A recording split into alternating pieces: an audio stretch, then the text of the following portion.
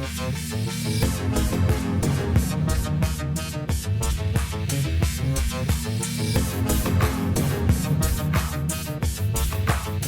Sciforror Film Podcast.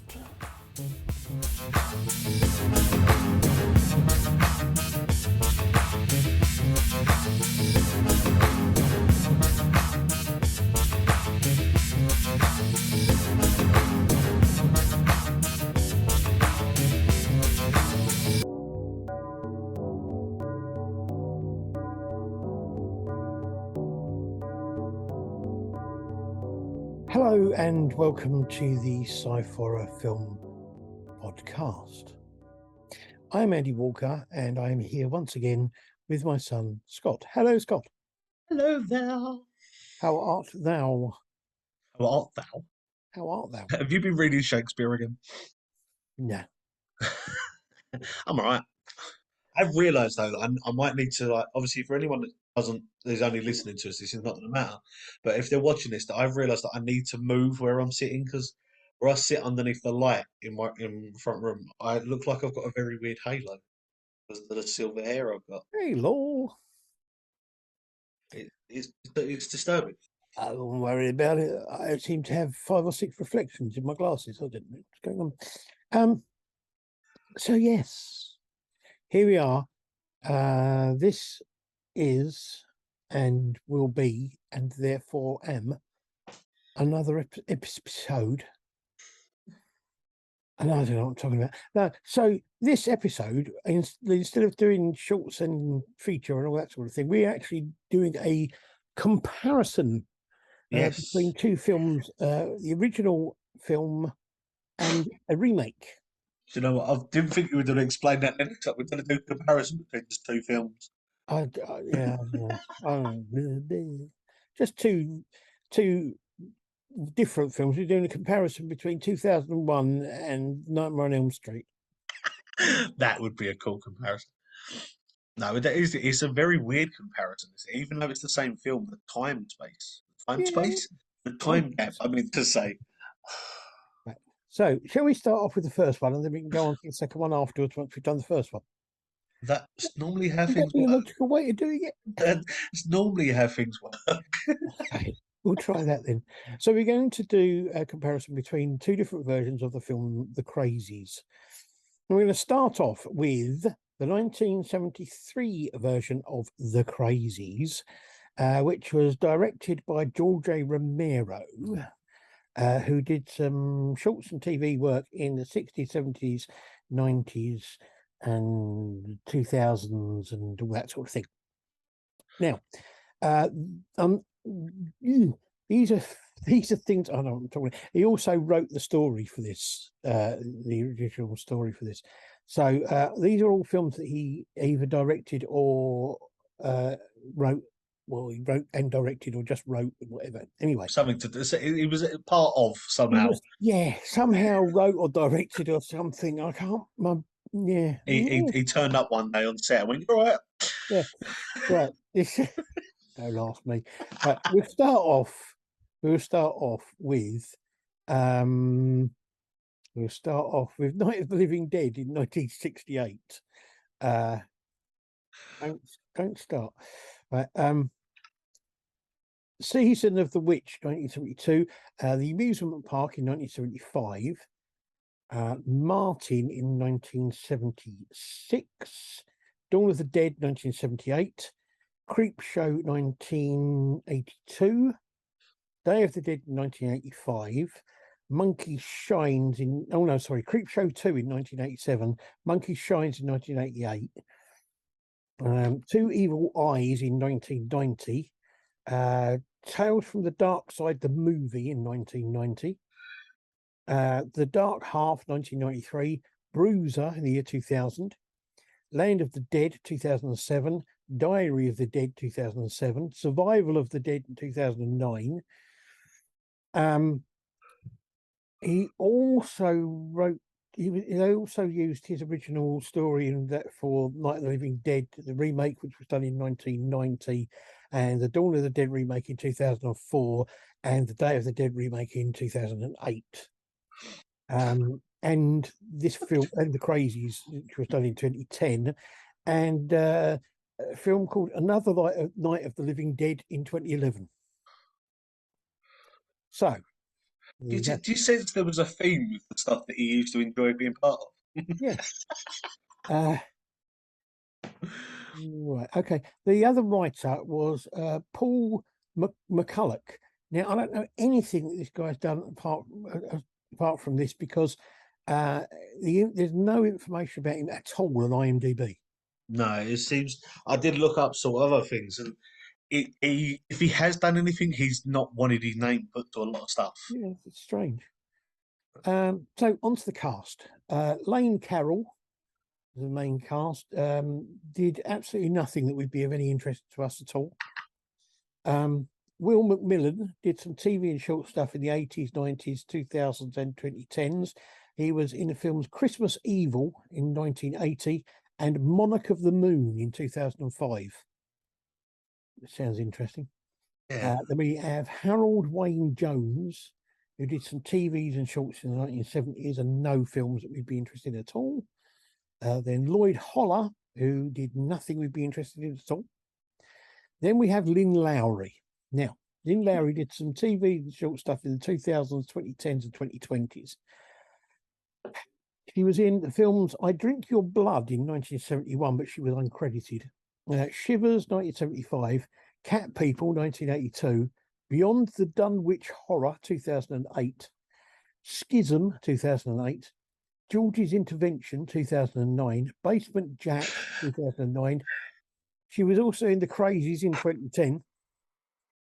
She was in Spirit in 2010, Next Door in 2010, The Super in 2010, The Theatre Bazaar in 2011, I Spill Your Guts in 2012.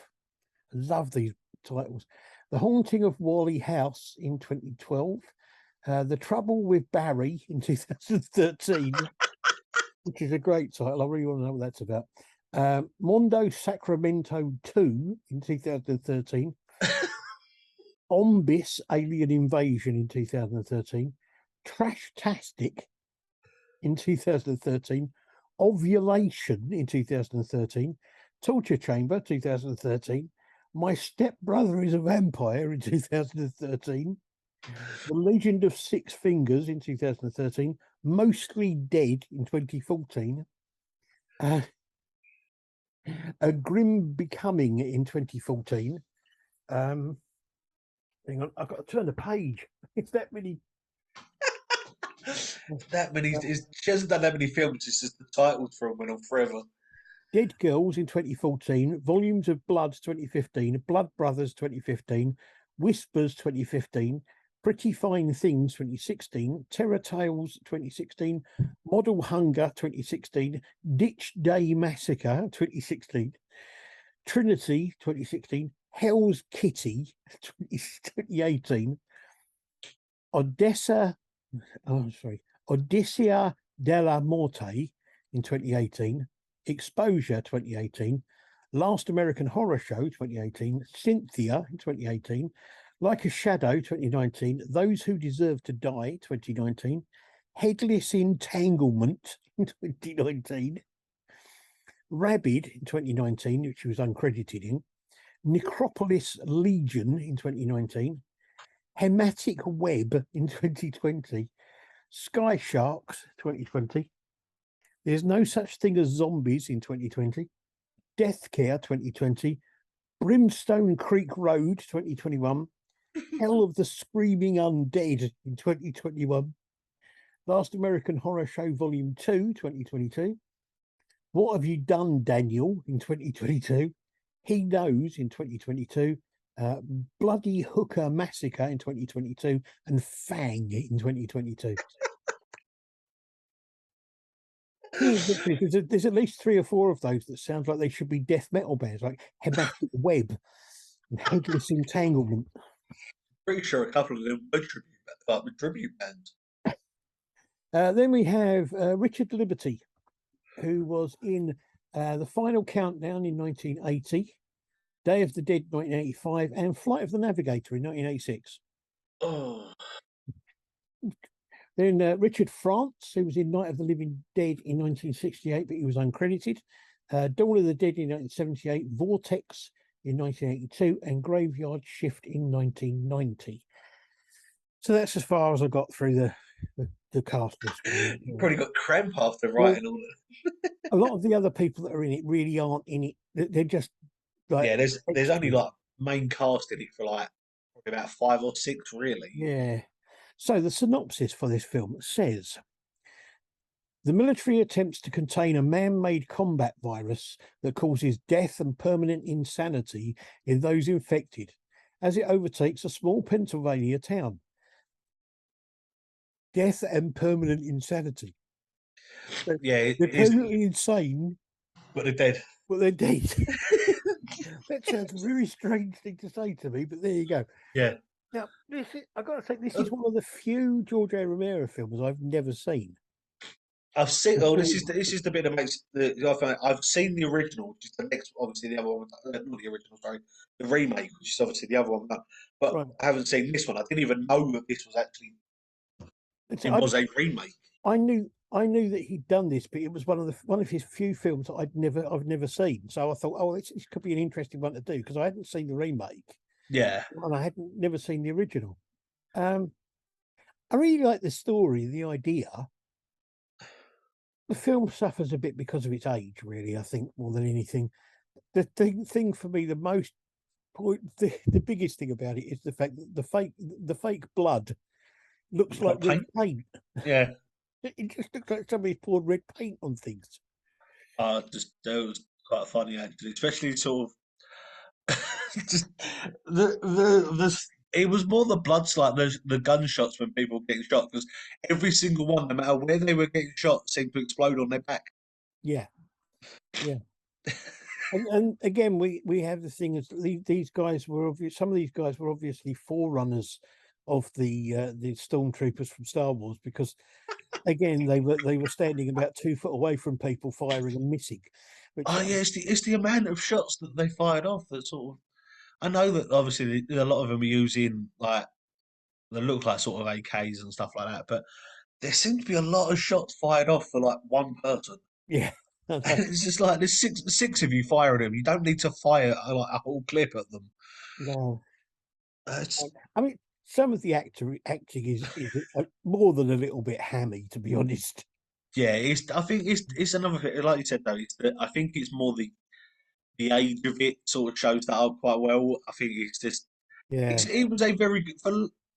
I was looking at it sort of purely on the fact that like what it would have been like to watch it at the time when it come out, and it must have been, especially for a lot of things over in the States, because it was going on the times where there was a lot of government cover ups and yeah, there was a lot of the sort of 70s times where a lot of like the whole nuclear war and weaponry and everything like that. So it must have been a bit of an odd film to come out at that time, I think. yeah. Well, I mean, that's the thing. There were a lot of people who had a lot of anti-government feeling and a lot of things, and a lot of people were worried about like nuclear war and about chemical warfare and that kind of thing. So this sort of came out of that. It was one thing I would say I did think was really good was it did really well that the kind of feeling almost of like claustrophobia of banding people together, the soldiers pushing people together and pushing them Yeah, around as a crowd. It really kind of like felt oppressive.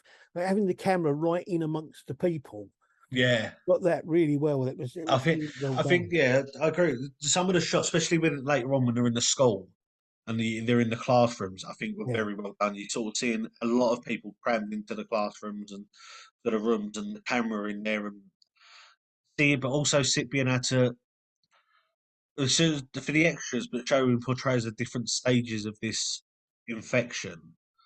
You go from like being scared to obviously having the manicness and yeah, um, the sort of psychotic bits, and then obviously later on you see the deaths and stuff like that. But I think that it was very well done, and some of the acting for the people that you see proper close up of how they mm, reacted and what had happened to them, especially for the beginning sort of effect where you see the dad turning and sort of his descent and then the sort of Yeah. what it was like in when sort of they turned up and One thing I would say, which I noticed, I thought was quite strange in a way, was there was this thing of like people standing about a foot or two away from somebody, but feeling the need that they had to shout everything yeah. because it's such an urgent thing. I've got to shout. I think what I liked about this one as well is the fact that it was the hero of the story of the film Yeah, isn't just this sort of gun-toting American or ex-army. He was ex Green Beret, but he was very sort of conscious of what was going on. It looked like he was suffering from what, like, obviously now we know as PTSD and stuff like that. But it's sort of, yeah, you could see that in the film that that was a fault that they had gone through yeah, from when he was firing and what his reactions were to all the gunfire and what he was like then when he was shooting as well. And it just sort of, you could see the sort of that imagery as well as everything else that was going on. yeah. No, yeah, I agree. I agree. Yeah, I mean, the thing about this film for me is that there was too much about it that wasn't. Um, it, it didn't go into the story enough for me in some place with a lot of things. So you were kind of left with a feeling of like, well, I'm not sure that makes any sense or what's happening Yeah, actually works for me because I don't quite understand why they're doing that or what that's all about. And I know part of that's meant to be because of the fact they want to give you the same feeling as the people in the town. yeah. You know, you don't know what's going on, but I think for me the biggest thing with it was the ending of it was a little bit kind of ambiguous because it didn't tell you exactly what happened. No, I feel, yeah, it seemed very abrupt as well. It sort of just Yeah, it ended. Obviously you got to listen to the radio thing a bit. Clear, it says the fact that he did get out and he was going to another town, but it's just sort of even that. It's just sort of and the way that it ended with like the sort of the look that the two gave each other for a start, and yeah, then the captain or the sergeant or major, whatever he was, then coming out stripping down and getting into a helicopter. And I was just yeah. like, so what? What's gonna like? And it just sort of, I don't know, just sort of felt very I mean, abruptly ended. yeah, I mean, I think it kind of works with the rest of the film because there's a lot of the rest of the film that isn't explained.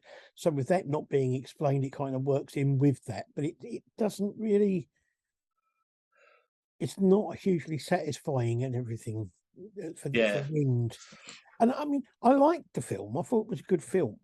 Apart from the obvious, as we say, the age of it, because of the age of it, the effects and things like that. But I wasn't kind of blown away by it. It didn't have the same effect on me as it did as when the first time that I saw things like, when I saw Night of the Living Dead and mm. um, some of his other films like Martin and things like that. I just kind of like they really stood out for different things. Yeah. I think I agree. Yeah, it's sort of it's like obviously I've seen a lot like the original Night and Living Dead and then obviously the remakes they've done of them, and I agree. It's a good film, but it's not one that I would say. Yeah, it's definitely a top 10 for his No, work. I think it's a really good story, and the interesting thing about it is that I've seen this idea and this story done again since then by other people in Mm. different ways. Yeah, The idea of the sort of government sort of produced virus or weapon or chemical weapon yeah, getting out and that kind of thing, and it kind of then what the government reaction to it is. So that's been done a few times in different films, yeah, and then so it kind of I think this was probably the first one. yeah. I I'm don't know, thinking maybe about it. there I may have think been a couple in the '60s, but it's definitely the first one. I think that stood out, and I don't yeah, know whether or not that's because of the fact it's Julio Romero's work, or if the fact it was just the fact that at the time it was that sort of, it stood out because of what was going on. But yeah, it's definitely what the first one I can think of that definitely made an impact. yeah. Yeah. Okay, let's go on to the remake. 2012, sorry, 2010 version of The Crazies. This was directed by Breck Eisner He did some TV and short work in the 90s, 2000s, 2010s, and 2020s. And he made, apart from The Crazies, which was his first feature film, he also made The Last Witch Hunter in 2015. And that was Okay. it. Writers, Giorgio Romero, as we said before, and he was also one of the producers of this film. Okay. The other writers we've got Scott Kozar, who did some TV short stuff in the 2010s and 2020s. He seems to have made a thing out of rewriting old films, because the other two films he did was the Texas Chainsaw Massacre in 2003 and the Amityville Horror in 2005. Well, I suppose if you've got a masterpiece, so you can do is plagiarise it, I suppose. Yeah. Then we got Ray Wright, who did some TV short stuff in the 2000s and 2010s, and who also wrote Pulse in 2006 and Case 39 in 2009. Mm-hmm. Now the cast for this, we've got Timothy Oliphant, not Timothy Elephant, Timothy Oliphant. Timothy Elephant. Uh, Related to Nelly the Elephant. Timo the Elephant. No, Timothy Oliphant, who did some TV and short stuff in the 90s, 2000s, 2010s, and 2020s. He was in Scream 2 in 1997, Dreamcatcher in 2003, and I Am Number 4 in 2011. Yep. I must admit, the thing I remember seeing him most, especially most recently, was Santa Clarita Diet, which was absolutely brilliant. Yeah, he's done a lot of work in a lot of comedy stuff and a lot of other things, but for horror wise and all that, I do agree with you. The Santa Clarita Diet is probably one of the best things I've seen him in. Absolutely. Then we have Radha Mitchell, who did some TV and short stuff in the 90s, 2000s, 2010s. Now, I didn't realise who she was when watching this, to be honest, until I read through who she'd been in before. She was in Pitch Black in the year 2000, Visitors in 2003, Silent Hill in 2006, Rogue 2007, Surrogates in 2009, Silent Hill Revelation 2012, The Darkness in 2016. She was in a film called Dreamcatcher in 2020, but unlike the one that Timothy Oliphant was in, which is spelt with a C, this one is spelt with a K. Completely different films, I would add as well. Yes. Then Girl at the Window in 2022 and Devil's Workshop in 2022. We have Joe Anderson, did some TV and short stuff in the 2000s, 2010s, and 2020s. He was in Creep in 2004. Now, that is not the one that we watched about the guy making a documentary about bloke. That was the one that was actually set on London Underground. On the tube, yeah. On the tube, yeah, in the underground with the very weird creatures. Yes. It was in Silence Becomes You in 2005, The Ruins in 2008, The Twilight Saga Breaking Dawn in 2012, Pawns 2013, Abattoir 2016, The Reckoning in 2020, and The Devil Conspiracy in 2022. Then we have Danielle Panabaker. Now, if you want to know what Danielle Panabaker's been in, what I suggest you do is go and listen to the episode we did on the Friday the 13th film, because she was in that. She's been in a lot of things. She's been in quite a few films, but I still can't get past the fact that she played Killer Frost in The Flash, because that's what I always see when I see her. To be honest, but there you go. So that's all I did from the cast. But what I will say, the only mention, the extra mention as well, is Lynn Lowry, of course, played Woman on the Bicycle. There's a scene in this where he's walking through the centre of town and the woman rides across the main road. Yeah, singing a very creepy song, which he does so well. And she was also in the original film in 1973, which is a nice little connection. So the synopsis for this says, after a strange and insecure plane crash, an unusual toxic virus enters the quaint farming town. A young couple are quarantined, but they fight for survival along with help from a couple of people. It's not really a great thing that No, but a strange and insecure plane crash. Are they secure plane crashes? no, it's really insecure. It doesn't. It feels really judgmental about itself, and it Yeah, doesn't take compliments really well. it's very strange. Yeah. Now I don't know about you, but for me, whereas the original one, I would think of as being a sci-fi film that has some horror elements. This one, I think, is much more of a horror film with a sci-fi basis. It's been filmed as a horror film. Yeah, it's. I think I do agree. The sort of sci-fi terminology, it's basically just the research they're doing. Well, you think they're doing, and the sort of drone sort of satellite things is definitely more of a horror based film. Yeah, it's yeah. The basic premise and the story are the same as the original, uh, but there are a lot of differences. Yeah, the main difference is the main character doesn't work for the fire department; he works for the police department. Yep, that's one. That's one of the big differences. Yes. Yeah, to be honest, I prefer this one more because I think it's again because of the fact it's more of a horror aspect to it, Mm. but because of the fact that it's the I don't know the story seemed to flow a lot better. It Yeah, didn't I know seem what where you it was a mean. lot all over the place, but I don't know. It just I think this one grabbed my attention more with the sort of I don't know the sort of intensity of what was going on. It sort of escalated very quickly. I think one of the things I noticed about this is in the original film, the military come in and they try to work with the local authorities initially, Yeah. and then they sort of like say, "No, we're taking over. That's it." Whereas with this, they come in and straight away take over. They don't even try to make contact with anyone or tell anyone what's going on. No, They just come straight in and start herding people into yeah, camp. it's you only really know what's going on because of the satellite footage. It comes up saying that it needs to be quarantined. That's the only real Yeah, sort of explanation to what's going on, and I think that works a lot because of the terror you can see and hear and feel for the people in the town. It's the same thing because you're not 100% sure what's going on and the way they're coming. But the thing is that as what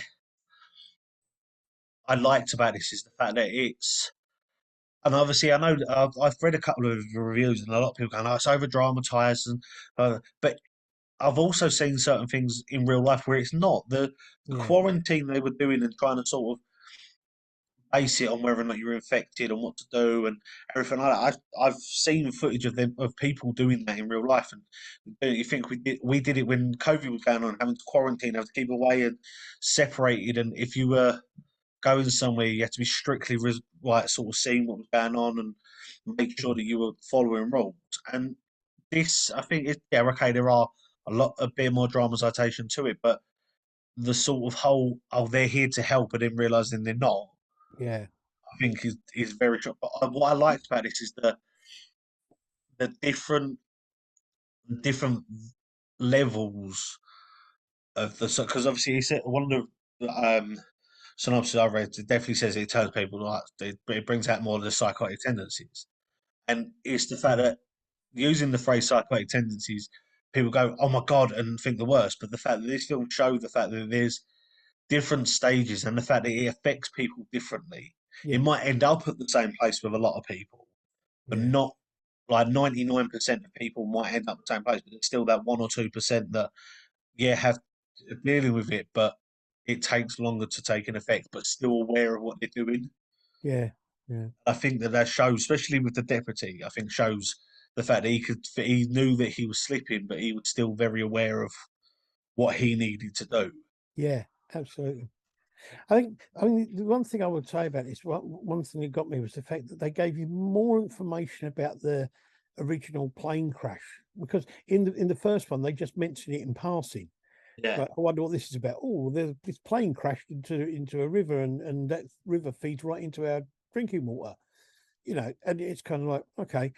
well, they didn't really go into much detail about it. They go into a lot more detail about the crash, but a lot less detail about about the virus and what it is. Yeah, it's Until even quite that's late on. yeah, because that's sort of it's only really explained by someone that was trying to escape the town.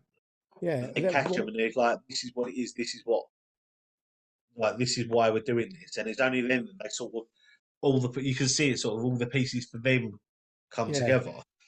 but that was quite late on in the film, really, that they Yeah, found out about that, and you find out exactly what the virus is yeah. and what it is, what it's there for. And that. I mean, the acting's good, the effects are good. It's very much in the style of a zombie film in lots of ways. And there's a couple of bits that are very much in the style of a kind of Texas Chainsaw Massacre styles slasher thing, Just a bit of especially the guy with the pitchfork. Yeah, book thing yeah. was quite interesting. Um, I don't know. I can sense you're not a big fan of the I don't know. remake. No, it was all right. But they're both good films, and they're both I think they're both good in their own ways. But it was all right. It's not a film that I would say, oh, I've some if somebody said to me about it, I'd go, yeah, it's not a bad film. I wouldn't say, oh, you got to watch that. It's really good. Yeah, I don't. It's. I suppose if it is, I do agree with you there. If it was a choice between like sort of watching that and watching something else, it would be quite a hard choice. Like if someone said, "Oh, I'm putting it on, would you want to watch it?" I'd be like, "Yeah, all right," but I Yeah, wouldn't go, "Yeah, well, come on, let's go out and definitely watch it." It's one I'll watch if it's on. yeah. I mean, I mean, the end of this one is a lot less ambiguous. I mean, you know, Yeah. there is The no, thing is, there is, even it sort of is and it isn't because of the fact that you find out and see what happens to the town, yeah, but then when they then go to the next place, which is meant to be Iowa, yeah, it's sort of it comes out and says the whole it needs to be quarantined again, and yeah. it's sort of like it's the whole thing of oh it's got out, you can't contain it Well, straight away. the thing is, I couldn't work out if it was that the virus had got out, or they were saying that because they'd got out. Yeah, well, this thing is the fact that it's still the fact that if there's a virus, especially airborne virus, which is what it develops into, Yeah. you're not going to be able to contain it just by killing off a population. No. It's airborne. That's the point. It's going to happen. And the thing is that what I liked about this as well, and what the difference is that I think in this is the fact that there was no real thing for the government and the military to that they didn't show the fact that they were looking for a cure or an immunity to it. They just wanted to stop it. Yeah, Where absolutely. the original they were going, look, we need to find somebody who's immune to be able to get the blood and create a virus. Yes. And I think it sort of shows as well the different I think the different aspects of what the military how the military's changed. Yeah. Especially with the whole we're gonna come in and help you to now this is what needs to be done. If it doesn't get done, we don't care, it needs to be done that way. Yeah. Yeah. To stop it spreading. And I think that shows it in these films, the fact that there is a the difference in timelines does I think as much as it's a big gap between remakes, and it's probably one of the biggest ones I've seen, it does show I think it works better because of the fact that it's that different from being like 40 years on Something like that. to the fact that like that how much things changed. Yeah. Oh, yeah. No, I agree. As I say, I think they're both good films in their own way. I think I enjoyed watching the second one more, the remake more, but I think that may be just because I'm more attuned to that style of film, that style of filmmaking. Um, but yeah, they're okay. They're not bad films at all. I wouldn't say to people don't watch them, but I don't think they're films that I would go out of my way to watch. I have realised though, watching this and watching a few other things with Timothy, and one of the realizations why a lot of the films you don't ever see long shots of him. They're always sort of from the waist up. He's got a very strange walk. He's honestly like, and I don't mean to offend him or anything. It's sort of that look of walk, that sort the walk look sort of like that feeling, you know, when you're desperate for the loo and you sort of clench in and you're walking that sort of time. And I sat there and just thought to myself, like, you don't ever look like you're in a hurry. No. Even the times where he's like walking down the street and he was trying to chase after people, he just didn't seem like he was rushing. And Yeah. it's just like I sort of understand now why a lot of the films you only ever see him from the waist up. Yeah. Yes. Okay. So there you go. It's the two versions of Crazies from 1973 and 2010. So go and check them out yourselves to let us know what you think, or if you've seen them before. Tell us Yeah, what you think and what you think about what we've said. I mean, you may feel that we're talking complete border dash, Border Dash. border dash, Wow. or something. I They're don't know. your word of the day. No. So yes, there you go. Thank you very much. And next week we have a special edition, a special holiday edition, because next week we will be doing a St. Patrick's Day special, Yay. where we have uh, three short films, all based around St. Patrick's Day, and we will be reviewing the film, the original film, No. Leprechaun. Oh, for God.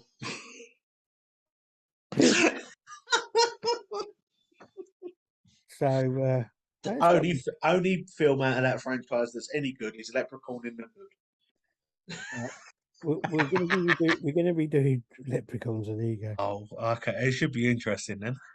Yes. So yes, we're going to do that. Oh, I think that might be one that it's just going to be us definitely because I don't think Amy doesn't do Amy doesn't do horror films that well anyway. And I don't think No, Leprchaun's going to be a good film for her to move. okay, fair enough. Fair enough. Could be interesting to see though. Yes, definitely. So yeah, I mean, I must admit, I've never seen the original film. I've never wanted to really, but that's what I thought it might be worth doing, just to see what it's like. Yeah. I just think I've seen. All right, the thing is, I've seen the first Leprechaun. I've seen reluctantly because someone made me watch it, and it was a very long time ago. See, And for yeah, me, it's the fact that it's this horror film with Warwick Davis and oh God, I can't remember her name now, from Friends. oh, Thingy from Friends. thingy from Friends that Thingy helps. from Friends. What's her name? The one who played Thingy in Friends. Um, oh, Jennifer Jennifer Jennifer Aniston. Aniston. Yeah. Yeah. So I mean, that's worth a laugh just And for that. this is the whole. To be honest, I know this goes on to what we can do next week, but I love the Leprechaun films mainly for the fact that you see Warwick Davis playing the bad guy. Now, obviously, a lot of people know Warwick Davis from Star Wars, from like Harry Potter, stuff like that, Yeah. Willow. But seeing him in this as a horror aspect, I think is so much better. Fair enough. Anyway, we shall see. We shall see what we shall see.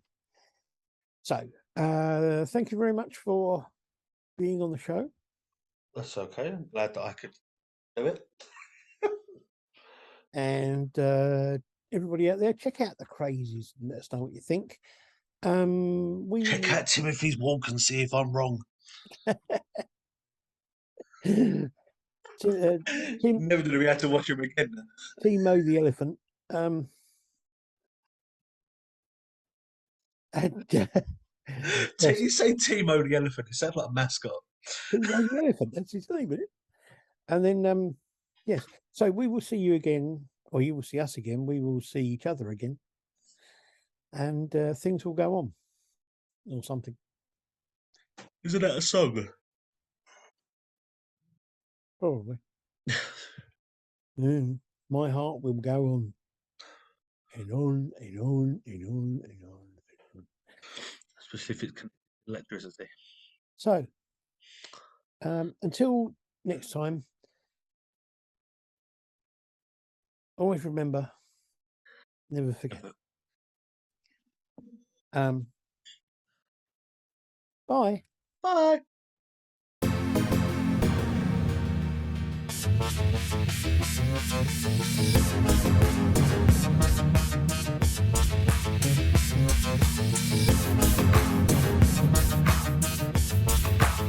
The Sciforror Film Podcast.